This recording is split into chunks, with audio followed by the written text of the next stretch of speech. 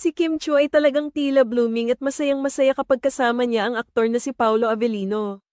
Kitang-kita ang kasiyahan ni Kim Chiu sa bawat event at okasyon na kanilang pinupuntahan at pinagsasaluhan. Ayon sa mga tagahanga, wala raw dull moment kapag magkasama ang dalawa.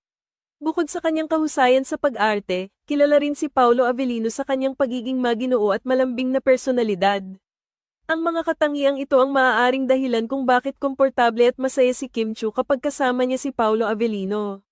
Ang pagiging maginoo at malambing ni Paolo Avellino ay nagpapakita ng kanyang kagandahang asal at pagiging maalalahanin sa kanyang mga kasamahan. Ito ay isang katangian na kinahahangaan ng marami at tila nagiging dahilan ng kasiyahan at komportableng pakiramdam ni Kim Chiu kapag nasa tabi niya si Paolo.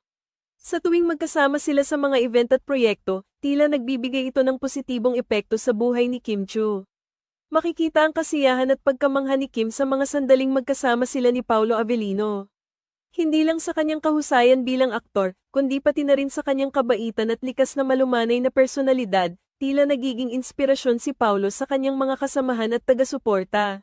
Sa mga pagkakataong ito, lumalabas ang natural na komportableng samahan at pagkakaibigan ni Kim Chiu at Paolo Avellino.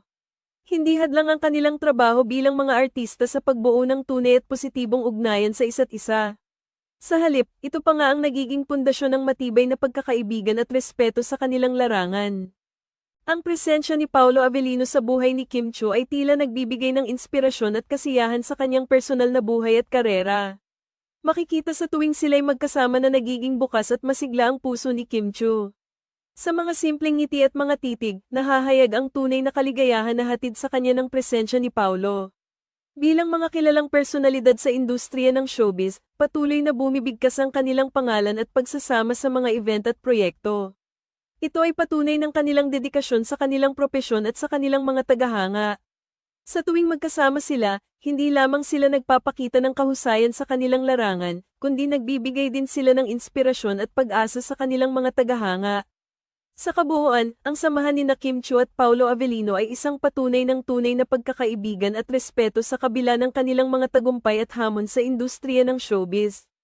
Ang kanilang positibong ugnayan ay patuloy na nagpapakita ng halimbawa at nagbibigay inspirasyon sa kanilang mga tagahanga at mga kasamahan sa industriya. Ano ang sa inyo sa balitang ito?